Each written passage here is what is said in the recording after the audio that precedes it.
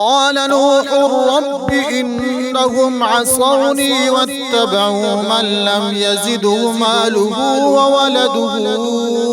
إلا خسارا ومكروا مكرا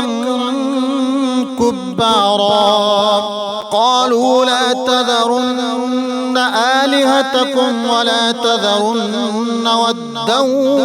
ولا سواعا يغوث ويعوق ونسرا وقد أضلوا كثيرا ولا تزد الظالمين إلا ضلالا مما خطيئاتهم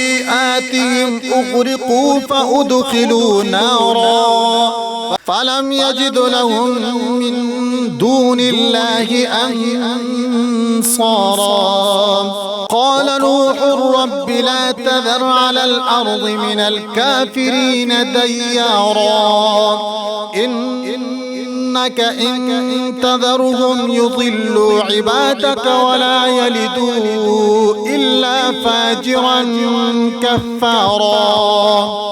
رب اغفر لي ولوالدي ولمن دخل بيتي مؤمنا وللمؤمنين والمؤمنات